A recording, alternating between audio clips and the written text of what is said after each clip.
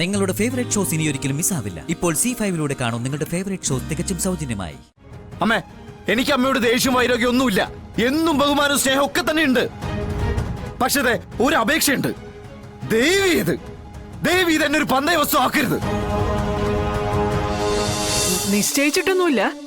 ആര് പറഞ്ഞു നിശ്ചയിച്ചു? ആർക്കെങ്കിലും വാക്ക് കൊടുത്തോ? ഏതെങ്കിലും പെണ്ണിനെ ഞാൻ കെട്ടിക്കോളാന്ന്? അല്ല, ശാലിനി എന്നെ എല്ലാവരുടെയും മുമ്പിൽ വെച്ച് അപമാനിച്ചപ്പോ ഒരു പിടിവള്ളിക്ക് വേണ്ടി ഞാൻ അങ്ങനെയൊക്കെ പറഞ്ഞു എന്നുള്ളത് സത്യമാ. പക്ഷേ അതൊന്നും കാര്യത്തിലേക്ക് എത്തിയിട്ടില്ല. അപ്പൊ പറഞ്ഞു അല്ലേ? അമ്മേ, അമ്മയ്ക്ക് മറ്റുള്ളവരുടെ മുമ്പിൽ നിലയും വിലയും കെട്ട എന്നെ എന്തിനെങ്ങനെ ബലിയാടാക്കുന്നേ?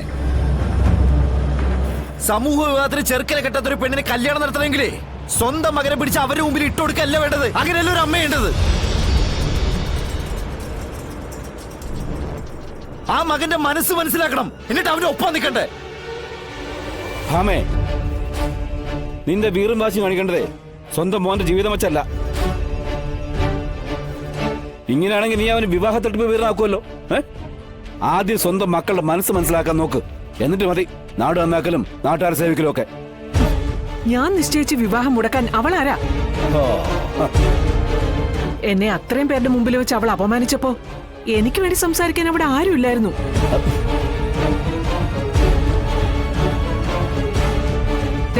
ഈ പിള്ള വരെ വായി നോക്കി നിൽക്കുകയായിരുന്നു അവിടെ.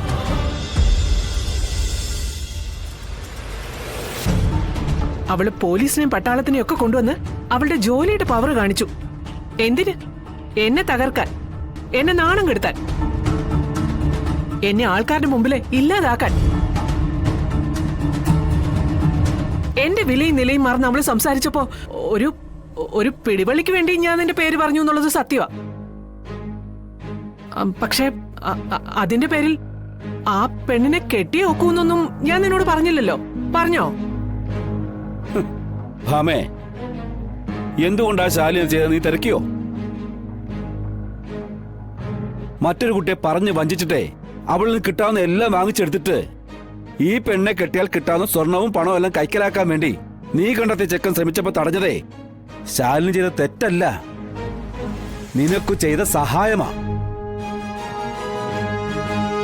അതെ സത്യമേ, ഈ കല്യാണം നടത്തി കഴിഞ്ഞാണ് ഈ ചതിപറ്റിയ പെണ്ണിന്റെ കാര്യം അറിയുന്നെങ്കിലോ? സത്യാമ്മ ഒരുക്കി നിർത്തിയ വരനെ പോലീസ് കൊണ്ടുപോയില്ലായിരുന്നോ? അപ്പൊ അവിടെ 2 പെൺകുട്ടികളാ അവൻ കാരണം അനാഥരാകുന്നത്. അവരുടെ സങ്കടവും നമ്മൾ കാണേണ്ടി വരില്ലായിരുന്നോ? ദയവ് ചെയ്ത് ആരെങ്കിലും എന്തെങ്കിലും പറയുന്നത് കേട്ട് കുഞ്ഞേച്ചിയെ വെറുക്കരുത്. ഇതെന്റെ ഒരു അപേക്ഷയാണ്. അതെ, മതി മതി മതി, നിർത്ത് കേട്ടാ.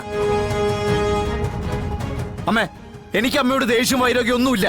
എന്നും ബഹുമാനവും സ്നേഹം ഒക്കെ തന്നെ ഉണ്ട്. പക്ഷേ ഒരു അപേക്ഷയുണ്ട്. ദേവി തന്നെ ഒരു പന്തയ വസ്തു ആക്കരുത്.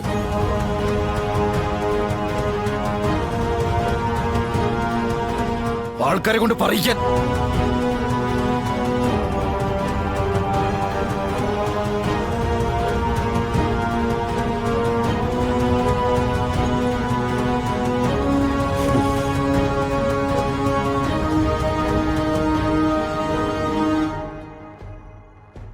അല്ല, ഇനി രാഘവേട്ടൻ എന്നോട് എന്തെങ്കിലും പറയാനുണ്ടോ? ഇല്ല, കാര്യമില്ല. അതിനുള്ള സമയം കഴിഞ്ഞുപോയി.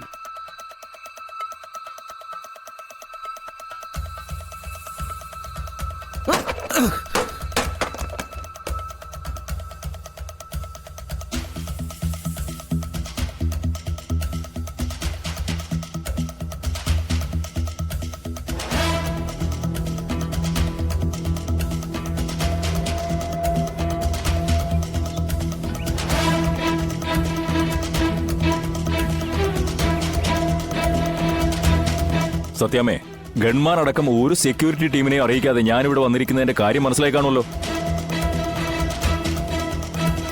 സ്വന്തം ഫോണിനെ പോലും വിശ്വസിക്കാൻ പറ്റാത്തതുകൊണ്ടാ നേരിട്ട് വന്ന് കാര്യം പറയാമെന്ന് വെച്ചത്. ചുറ്റും സർവത്ര ചാരന്മാരാ. ഓൺലൈൻ ചാനലുകാരെ കൊണ്ടുള്ള ശല്യം വേറെ. ദാസേ, അവിടെ ഇവിടെയും തൊടാതെ പറഞ്ഞ കാര്യം മനസ്സിലാവില്ല. നമ്മുടെ മരംവെട്ട് ബിസിനസിന് ഒരു ചെറിയ പ്രോബ്ലം ഉണ്ടായിട്ടുണ്ട്. അതുണ്ടാക്കിയത് ഈ ഓൺലൈൻ ചാനലുകാരാ.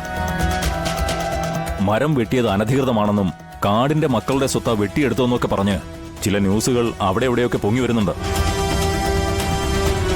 ചിലപ്പോ ചില കുരുത്തക്കെട്ടവന്മാർ ഇവിടെയും കയറി വന്നേക്കാം. അയ്യോ, ഇവിടെയോ? പിന്നല്ലാതെ എന്റെ വീട്ടിലേക്ക് വരാൻ പറ്റുമോ?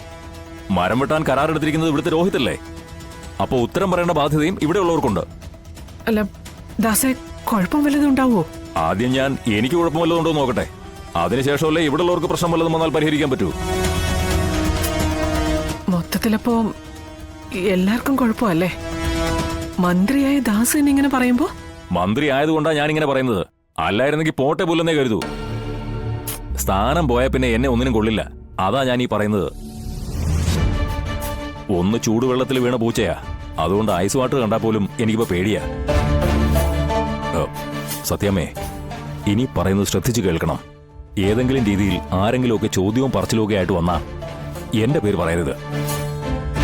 ഞാൻ ഇതിൽ ഉൾപ്പെട്ടിട്ടുണ്ടെന്ന് പോലും പുറത്തറിയരുത്.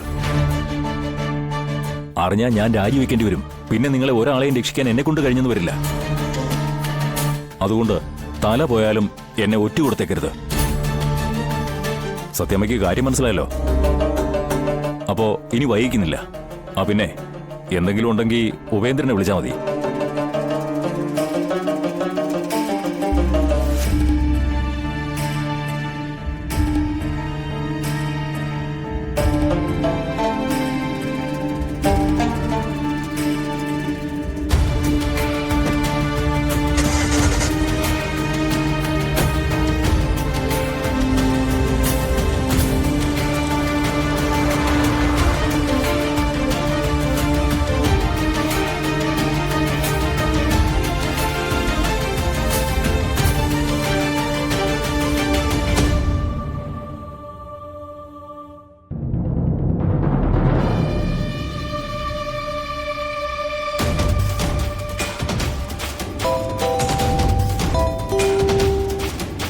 പറഞ്ഞോളൂ എടുത്തി. ഉപേന്ദ്ര, സത്യഭാമയ. ഉപേന്ദ്ര, ഞാൻ എന്തൊക്കെയാ കേൾക്കുന്നത്? നമ്മുടെ മരമുറിക്കുന്ന ബിസിനസ്സിൽ എന്തെങ്കിലും കുഴപ്പമുണ്ടോ? എന്ത് കുഴപ്പം? ഇതുവരെ അങ്ങനെ ഒരു കുഴപ്പമുള്ളതായിട്ട് എനിക്ക് തോന്നിയിട്ടില്ല. പിന്നെ ദാസ് വന്നിട്ട് എന്താ എന്നോട് ഓരോന്ന് പറഞ്ഞിട്ട് പോയത്? അയാളുടെ പേര് ഒരു കാരണവശാലും പുറത്തു പറയരുതെന്ന്. അയാൾ ആകെ പേടിച്ചിരിക്കുവാണല്ലോ. ഉപേന്ദ്ര, ആരെങ്കിലും എന്തെങ്കിലും കുഴപ്പമുണ്ടാക്കിയോ? ഓ, അതൊരു പ്രശ്നമേ അല്ല. ഏതോ ഓൺലൈൻ ചാനലുകാര് എന്തോ വെട്ടിത്തരം പറഞ്ഞതാ. അതത്ര കാര്യമുള്ള വിഷയമല്ല എടത്തി. നമ്മളെന്തിനാ അതിന്റെ പിന്നാലെ തൂങ്ങുന്നത്? പിന്നെ മന്ത്രിയുടെ കാര്യം അറിയാമല്ലോ.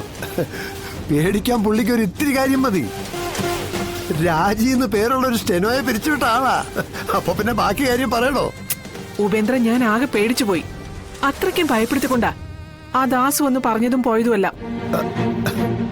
ഉപേന്ദ്ര, പെട്ടെന്ന് എന്റെ ജീവൻ അങ്ങ് പോയി. അതൊന്നും കാര്യമാക്കണ്ട. ഈ ബിസിനസ്സിൽ ഇനി മന്ത്രി കൂടെ ഇല്ലെങ്കിലും നമ്മൾ ഭംഗിയായി മുന്നോട്ട് കൊണ്ടുപോകുക തന്നെ ചെയ്യും. ഡൗൺലോഡ് ചെയ്യൂ C5 ആപ്പ്. കാണൂ എല്ലാ എപ്പിസോഡുകളും സൗജന്യമായി.